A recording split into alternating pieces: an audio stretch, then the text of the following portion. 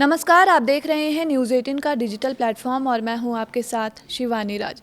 Bharat Bhushan Tiwari encounter मामले में बिहार की राजनीति एक नए मोड़ पर पहुंचती दिख रही है।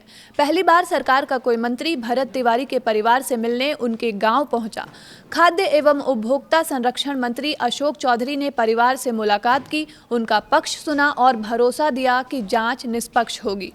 उन्होंने ये भी कहा कि अगर कहीं पुलिस की ओर से ओवर रिएक्शन हुआ होगा तो उसकी भी जांच होगी और आगे की कार्रवाई भी की जाएगी। अशोक चौधरी ने सिर्फ संवेदना ही नहीं जताई बल्कि महावीर चौधरी फाउंडेशन की ओर से पीड़ित परिवार को 5 लाख रुपए की आर्थिक सहायता देने की भी घोषणा की।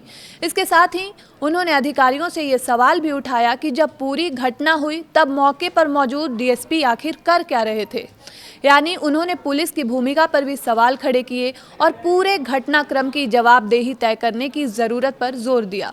इस मुलाकात की चर्चा इसलिए भी हो रही है क्योंकि अब तक विपक्ष के नेता लगातार परिवार से मिल रहे थे, लेकिन सरकार की ओर से कोई भी मंत्री घर उनके मिलने उनसे नहीं पहुंचा था। ऐसे में अशोक चौधरी का ये दौरा सिर्फ संवेदना व्यक्त करने तक सीमित नहीं माना जा रहा है बल्कि इसके राजनीतिक संदेश भी निकाले जा रहे हैं।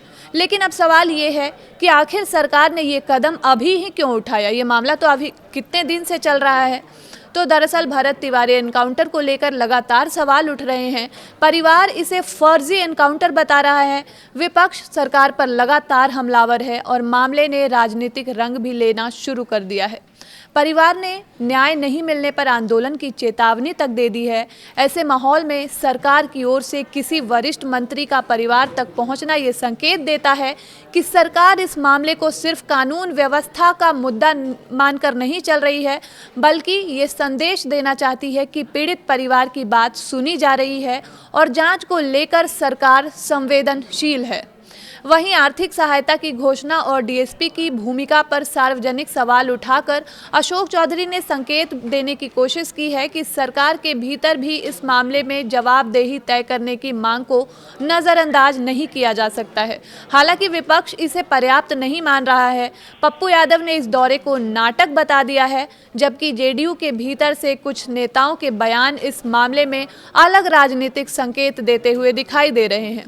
इससे साफ है कि भरत तिवारी का मामला अब केवल एक एनकाउंटर की जांच तक सीमित नहीं रह गया है बल्कि बिहार की राजनीति का एक बड़ा मुद्दा बन चुका है।